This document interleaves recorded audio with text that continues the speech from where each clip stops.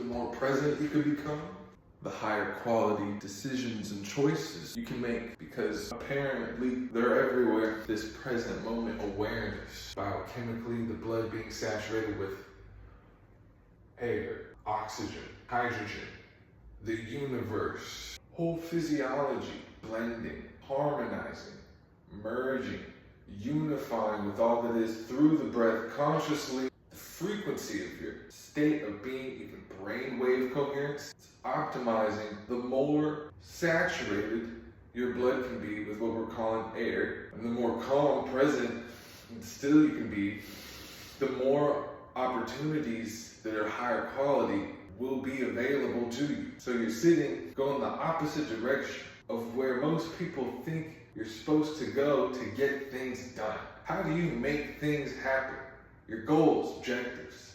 Is it more mental activity, doing stuff, or do we ascend to a whole different paradigm integrally from within? To repeat myself, it's biochemical even and natural, organic, because it's nature, hydrogen, or the great mother. How quick can you get to energy, nourishment, sustenance, contentment, fulfillment, significance, meaning?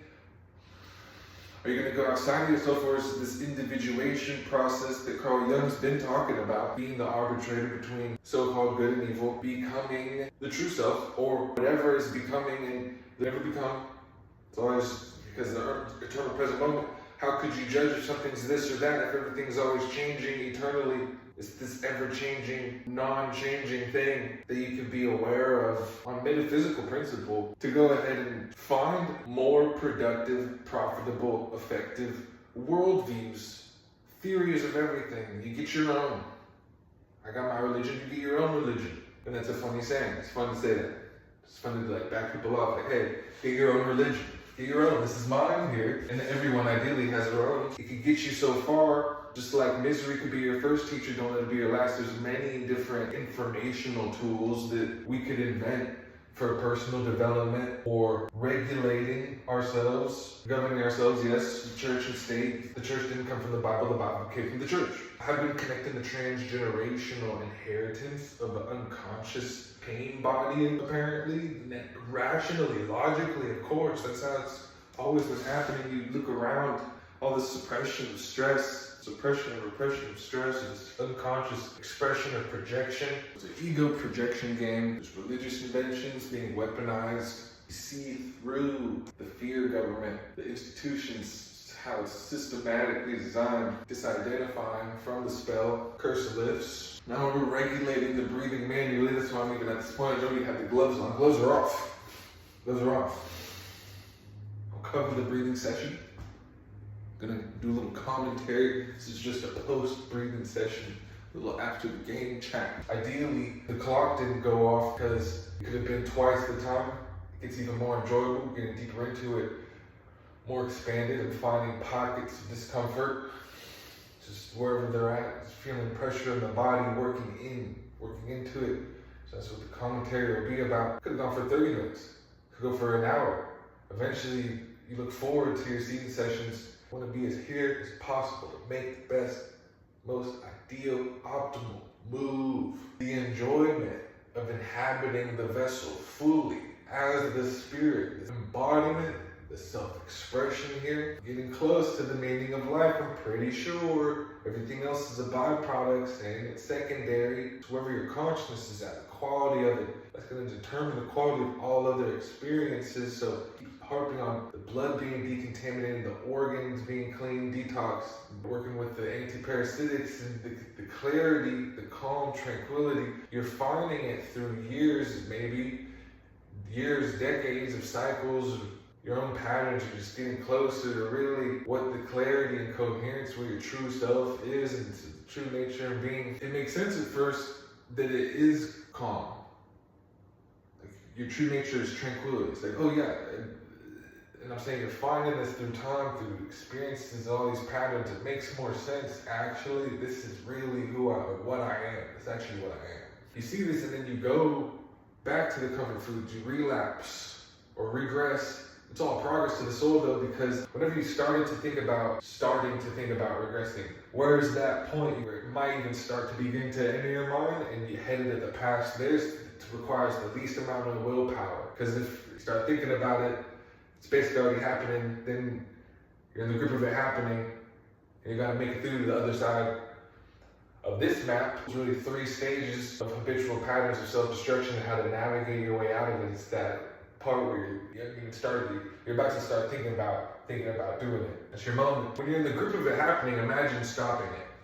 Or when it's about to start happening, because you've been thinking about it, imagine trying to divert that. It's gonna take more effort, you can still do it, but earlier on, I'm feeling the energy body, the energy of my legs, core central channel. There's also this ocean and a fire.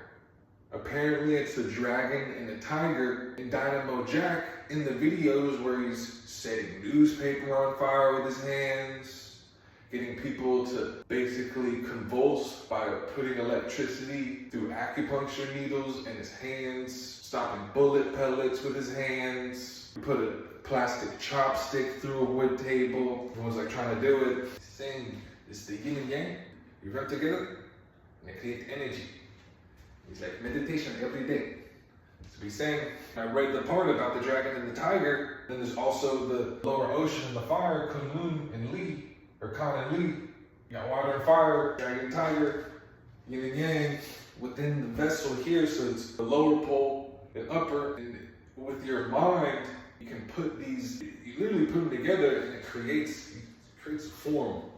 I don't know, Shakti, it's current, it's chi. I'm not even saying I'm doing this. I'm just saying I'm just feeling into it like, yeah, and it's a tripod, a furnace, a cauldron here, a hermetically sealed alchemical vessel.